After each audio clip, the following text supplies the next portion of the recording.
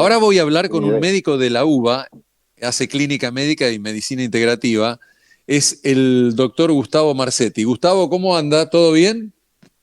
¿qué tal? ¿Cómo te va?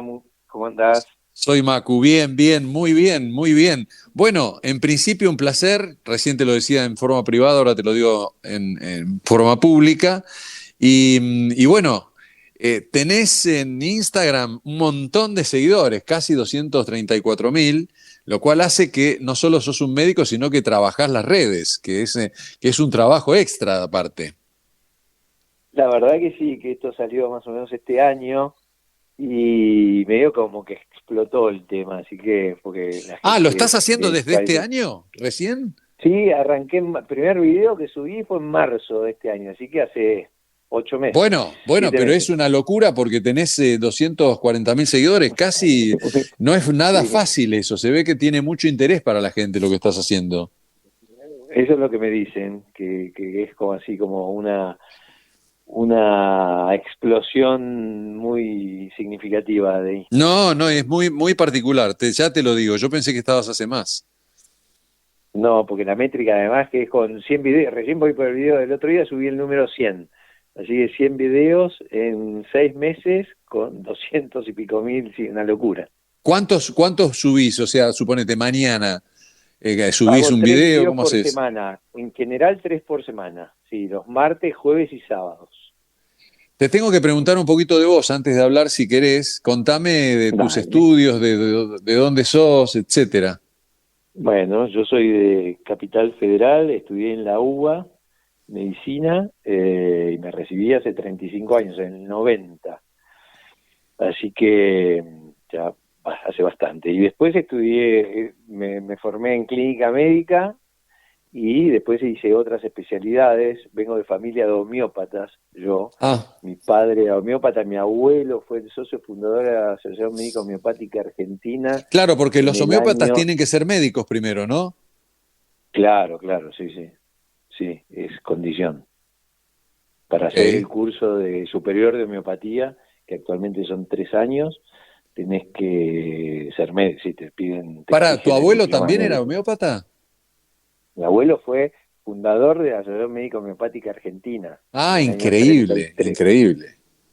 Claro, así que bueno, ahí estudié homeopatía, después estudié acupuntura también, y muchos años me dediqué a eso, y después por diferentes cuestiones se fue derivando en terapia del dolor, ahí en rehabilitaciones deportivas, fui médico de la Asociación Argentina de Squash. eh, O sea que sos deportólogo también.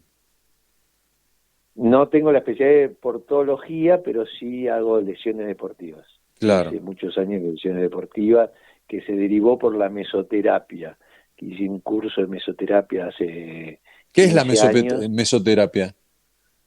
La mesoterapia es una técnica que es las inyecciones intradérmicas de diferentes fármacos, depende de lo que quieras tratar. En general con analgésicos, antiinflamatorios y relajantes musculares se tratan muchas lesiones tipo tendinitis, Claro. tendinosis, desgarros musculares, fibrilares. Muchas Mm, lesiones deportivas se tratan con eso. claro. ¿Y cómo siguió después Como tu carrera? Porque siempre como base sos un médico clínico, ¿o no? Sí, sí, sí, médico clínico, siempre. Y lo que Claro. pasa es que dentro de la medicina clínica, vos tenés la medicina clínica y después, ¿con qué lo tratás? Bueno, podés tratar con fármacos, con antibióticos, con psicofármacos, o podés tratar con otro tipo de terapéuticas, como la homeopatía, que son medicamentos. En un 90% uso otras cosas, un 10% a veces tenés que usar un antihipertensivo, algo para el colesterol, o algo para la ansiedad, pero en general como un 90% lo utilizamos otro tipo de terapéuticas. Claro, claro. O sea que siempre, muy impresionante lo de tu abuelo y tu papá. Y después empezás Sí. a hacer los videos y son videos muy explicativos de cosas que hay que tener en cuenta como imprescindibles para la salud, ¿no? Tal cual, los videos son videos formativos en general, informativos y educativos que Desde mi punto de vista, la salud es una mesa con 4 patas, fundamentalmente, que es la alimentación, el ejercicio físico, el descanso, o sea, el sueño, y un buen sistema psicoemocional más o menos en equilibrio. Con esas 4 patas, con esos 4 pilares, es muy difícil de enfermarse. Diría que en un 80-90%, me arriesgaría a decir, va por ahí. Después tenés un 10% de enfermedades genéticas o enfermedades que no tienen ningún tipo de explicación, pero teniendo Claro. esos 4 pilares es muy difícil enfermarse. Extraordinario lo que El decís. 80, No sé si vos coincidís conmigo en el sentido, ojo que yo hablo desde o sea, desde la observación, no tengo sí, ningún conocimiento, pero lo que digo es, el médico antes, yo me acuerdo, yo soy de Bolívar, en la provincia de Buenos Aires, por ahí lo ibas a ver cuando te engripabas, cuando tenías, no sé, sarampión, no sé, lo que podías claro, tener. Y sí, muchas nuevas generaciones de ustedes, los científicos, los médicos, empezaron a trabajar en la prevención, que es un poco lo que vos claro. haces un poco acá, que es lo que decís, ¿no? Y que pasa por ahí, es la medicina preventiva, es el 80%, porque el 80% de las enfermedades viene por déficit en la alimentación, por mala alimentación, que ahora está totalmente desvirtuada a lo que es una nutrición adecuada, ¿no? Con los alimentos ultraprocesados, el exceso de azúcares, de harinas, de aceites vegetales de semilla, bueno, todo pasa por ahí al final. Y el sedentarismo y el mal descanso o la falta de hora de sueño, eso es lo que nos termina enfermando. Claro, Y después los golpes, ¿no? Los golpes psicoemocionales, ya, los golpes de la vida. que, Ahora, los sí, nutricionistas, los Nutri, ¿cómo ganaron importancia en todo este tema de la salud, no? sí, están los Nutri clásicos, que todavía, de mi punto de vista, tienen que modernizarse, y bueno, está la nutrición moderna, que hacemos mucho Haceme esa hincapié en todo este diferencia, ¿a qué tipo de le cosas. llamás clásico, a qué le llamás moderno? Sí, que la nutrición clásica todavía, si vos ves la pirámide de la alimentación que todavía está en los paquetes o en las cajas de cereales, habla que el 60% de la alimentación tiene que ser hidratos de carbono. Sí, y ese Ahí, desayuno tan completo que ustedes, ahora lo más moderno, no se recomienda tanto, ¿no? no, por supuesto, debe ser exactamente al revés la pirámide de la alimentación. O sea, menos cantidad de hidratos de Sí, carbono refinados, especialmente harina y azúcar, y mayor cantidad de proteínas y grasas, de las sí, buenas, en ¿no? uno de tus intervenciones en tus videos hablas del poder del ayuno. ¿Querés contarnos eso? Bueno, para mí el ayuno es una de las herramientas más poderosas que está al alcance de la mano de cualquier persona para cambiar su historia natural de salud y de enfermedad. El ayuno, nosotros en general, por una cuestión de marketing, por una cuestión de publicidad, comemos mucho más de lo que necesitamos. Es más, hasta hace poco se aconsejaba comer, yo hasta hace 10 años, como todos los médicos, aconsejábamos hacer 5 o 6 comidas por día. Claro, Desayuno, colación, almuerzo, colación, merienda y cena. Una locura. sí, una locura. Hoy, lejos de eso, sabemos que lo ideal es 2 comidas por día. Un desayuno tardío y una cena temprana. Y hacer un ayuno de mínima 16 horas entre la última cena del día y la primera del día O sea, a siguiente. ver, Lo ideal es tratar, hablemos de horarios ahí. 16 horas sería aprox, suponete 8, 9, 20 horas, 21, hasta el otro día a 3 de la tarde, por ahí, no sé, más o menos. de 9 a 1 ahí tenés 16 horas. Lo Ah, de 9 ideal a 1, de es 9 a 1. tratar de comer un poco, cenar lo más temprano posible. Lo ideal es tratar de cenar a las 7/8 de la noche. Y al otro día, Sí, la ¿y primera. cómo rompes eso? Por ejemplo, si tomás mates o te tomás un té o un café, ¿lo rompes a ese ayuno? No, no. Cualquier infusión, mate, té, café o tisanas que no tengan ni azúcar, ni edulcorante, ni leche, cortan el ayuno. O sea, se puede tomar cualquiera de todas esas cosas. Qué Nada interesante. sólido. ¿Y después con qué Sí. rompes idealmente un ayuno de esa Y lo cantidad de ideal para horas? romper el ayuno son proteínas y grasas saludables. Por ejemplo, huevos, un omelette de huevos con queso, un avocado toast, pero sin el toast, sin la parte de la tostada del pan, o sea, la palta, aceite de oliva, nueces, almendras, Qué un bueno. tomate ¿Vos con hablás de ahí aceite de oliva. del pan tostado, que no sería lo deseable? No, el pan no es lo deseable, bajo ningún punto de vista, Pero porque tostado es, también, o sea, hiciste como una parte en ¿el tostado también lo empeora en no, ese pues sentido? avocado toast, te dije, pero no, pero es lo Ah, sí, sí, mismo, que perdón, esté perdón, perdón. tostado o no tostado. Lo que sí se puede hacer con el pan, que es mucho menos, tiene mucho menos impacto metabólico, es si lo frizás o lo dejás en la heladera 24 horas, ya después ahí lo transformás en almidón resistente. Entonces eso tiene mucho menos impacto sobre el pico insulínico y de glucemia. Es bastante Ah, qué menos interesante. O sea, el malo. pan salido de la panadería y consumido es más nocivo que el pan que estuvo, Sí, suponete, por 24 horas sí. en frío. Claro, mucho peor. Lo mismo con las harinas, con las pastas, con el arroz, con la papa. Todo eso, si lo dejamos enfriar, ahí el almidón es una macromolécula que es el azúcar. Todas estas nutrientes que estamos hablando tienen esto de almidón, y el almidón es azúcar. Y ese azúcar, cuando lo comemos, impacta produciendo un pico de glucosa en la sangre, que atrás de la glucosa viene un pico de insulina. Eso es lo que hay que tratar de tenerlo lo más bajo posible durante el día. Entonces, estos alimentos, que son los hidratos de carbono fundamentalmente, que producen eso, al enfriarlo lo producen mucho menos. Mirá qué interesante, y es muy importante esto, porque uno cuando va a la verdulería y compra, toda esa verdura no está en la heladera, está fuera de la heladera. Entonces uno cree que hay que mantenerla fuera de la heladera. Esto, no sé, lo digo desde la ignorancia.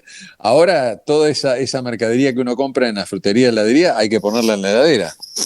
No, igualmente hablábamos de los hidratos de carbono, de las harinas, ¿eh? De las harinas y los almidones. Ah, Lo pero que vos como me escuché decís, papas y esas cosas. No, sí, no, sí, sí, pero papa, batata. lo que pasa es que las papas son tubérculos, no son verduras, son tubérculos, que todo lo que crece abajo de la tierra tiene mucho almidón también. Entonces hay que diferenciar, los vegetales hay que diferenciar en los tubérculos y lo que son vegetales de hoja. Claro.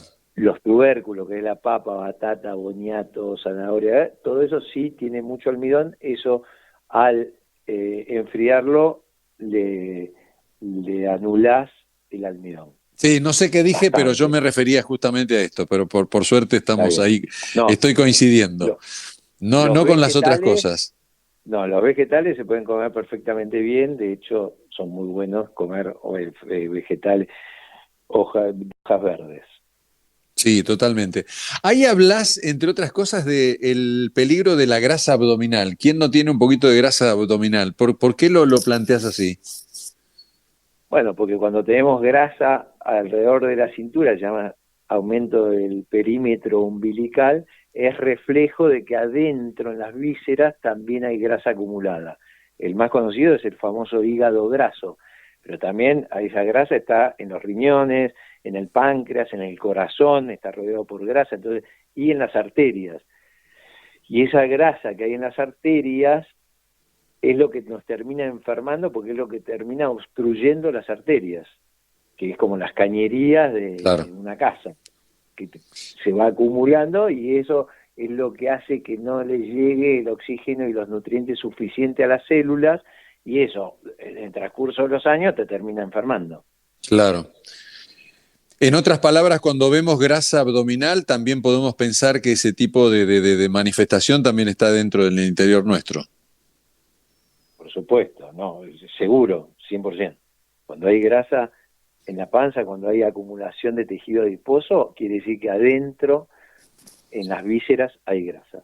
Y Claro, eso es lo que hoy en día tratamos de evitar, por eso ha cambiado el concepto en nutrición de, antes medíamos el peso adecuado por un índice llamaba índice de masa corporal total, y eso cambió ahora a el perímetro umbilical, porque el índice de masa corporal total, que era una cuenta que se sacaba por la altura y el peso, no es exactamente fidedigno con respecto a la grasa visceral. En claro. cambio, el perímetro umbilical es mucho más representativo. Estoy conversando con el doctor Gustavo Marsetti. Si lo querés seguir por Instagram, es doctor Marsetti, doble T, Z y doble T en el final. Hace un rato hablábamos de cómo romper el ayuno, te preguntaba, nos explicaba Gustavo, Sí. y hablaste de los huevos, y el huevo que ahora tiene una prensa fabulosa, antes no era, parecía que no era tan bueno. No sé qué cambió ahí, o con qué. No, con- que en medicina en general lo que hoy es verdad, mañana es mentira. Claro, Muchos bueno, años nos han dicho que los huevos aumentaban el colesterol. Y hoy sabemos que lejos de eso, el huevo es uno de los alimentos más completos que hay, porque tiene todos los aminoácidos. Los aminoácidos son los componentes de las proteínas. Los huevos tienen todos los aminoácidos esenciales que necesitamos para formar músculo. Además de tener las grasas buenas también y de tener una sustancia que se llama colina, que es fundamental para el sistema nervioso central, para el cerebro.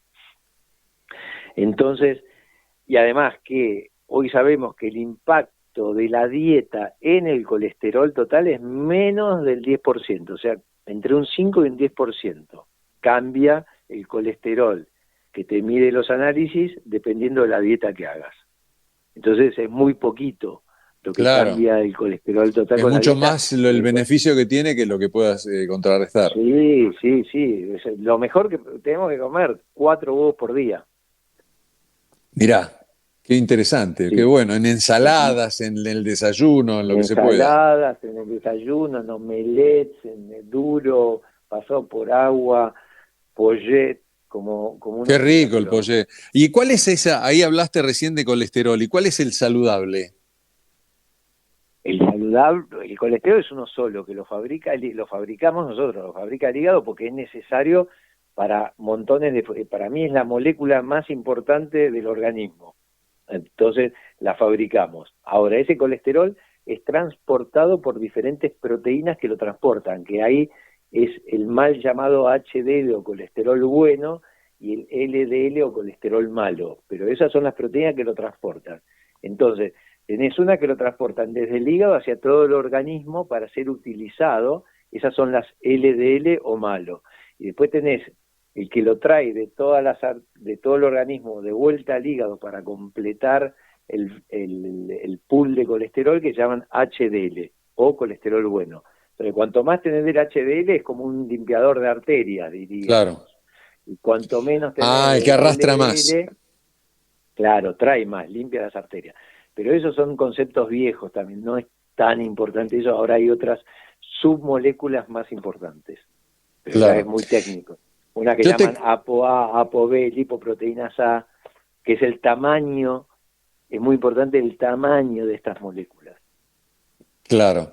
Me pero pregunto muy cómo técnico. haces, qué es lo que, por lo cual te va a ver la gente, porque vos acá estás explicando muy bien cuáles son los caminos más saludables para una persona, para un ser humano, y cuáles son, digamos, por qué te va a ver la gente, o sea, cuáles son las La verdad que es enfermedades muy o los variado y problemas hay que de tiene, todo, pero claro. mucho por exceso de peso, mucho por problemas digestivos, intestinales, Ahí mucho, hay una gran asociación con el estrés, ¿no? Con la vida del día de hoy, ¿no? sí, Supongo. 100%, ¿por qué? Porque el estrés, que nosotros le decimos estrés es una palabra muy utilizada y poco valorada. El estrés es una enfermedad, es un síndrome, que se llama síndrome del estrés, que está mediado por una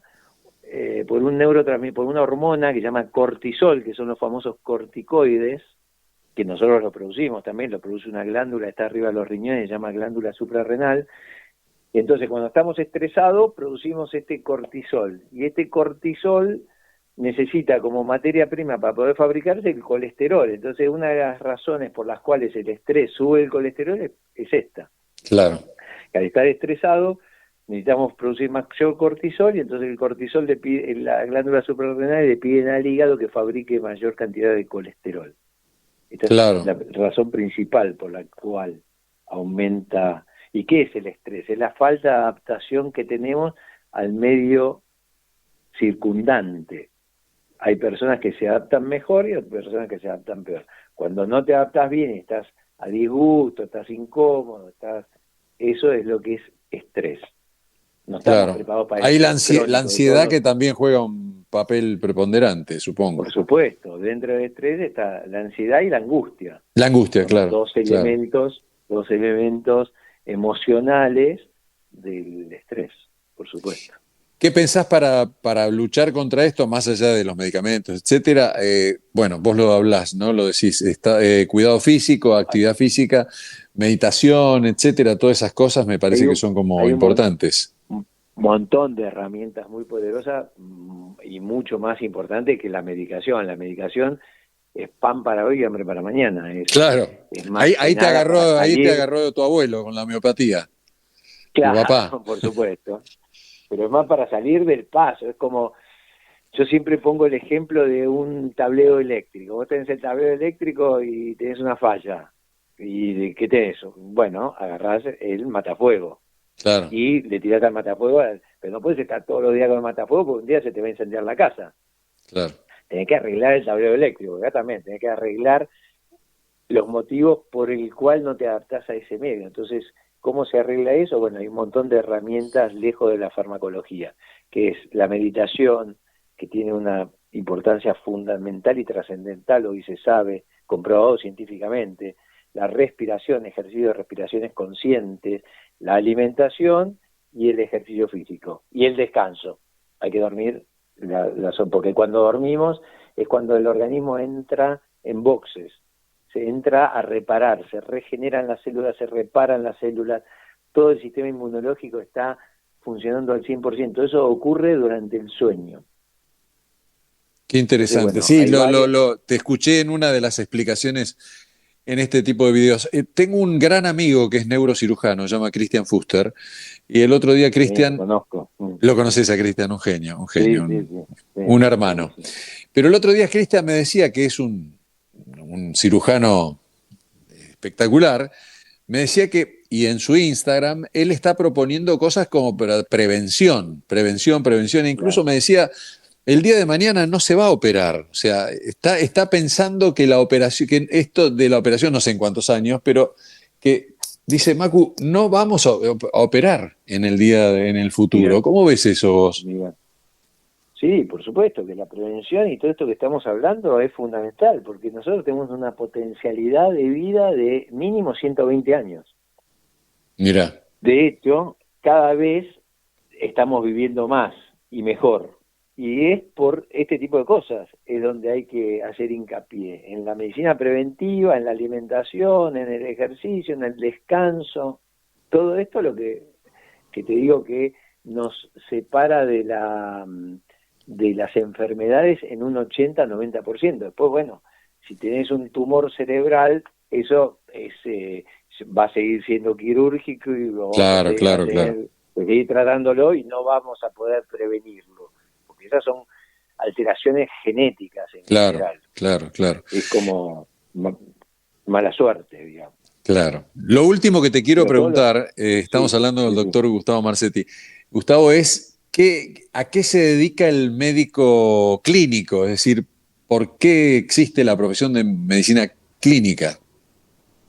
Bueno, médico clínico es el primer, debería ser, en general es el primer eslabón de la cadena de salud donde el paciente llega con algún problema, con algún trastorno, con algún mal funcionamiento. Después el médico clínico es el que debería tratarlo y lo que se escapa de sus posibilidades derivarlo a especialistas. Lo que pasa es que todo esto se ha desvirtuado mucho en los últimos 50 años por los sistemas de medicina prepago, por la falta de tiempo, por un montón de cosas. Hoy en día casi ningún médico, con el poco tiempo que tienen, ni siquiera te toman la presión o te revisan. Bueno, Claro, es verdad. son cosas que no deberían pasar. Por supuesto. Doctor Gustavo Marsetti, gracias por tu tiempo, por tus explicaciones, espectacular. Y a la gente que nos está escuchando, doctor Marsetti con doble TZ, para seguirlo en Z y Instagram, que doble ya T, tiene así. 233.000 seguidores. Por ahora va a explotar después No, de esta charla. no, no, pero sí, cuando hagamos algún vivo o algo así, que me aceptes con muchísimo gusto. Obvio, cuando quieras. Un placer para mí. Y para mí también, para mí también. Gracias, Gustavo, un placer enorme. Bueno, Muchas Marco, gracias. un abrazo, gracias a vos. Chau, chau. Adiós, felicitaciones. Hasta luego, gracias. Adiós. El doctor Gustavo Marsetti es un crack. Lo descubrí acá en Instagram. Qué suerte que está en Instagram, porque el doctor podría ser un crack siempre, pero si no, yo no lo encontraba acá o la gente no lo encuentra acá, ¿cómo haces para seguirlo? Bueno, pasa mucho con algunos médicos muy, muy buenos que están en Instagram.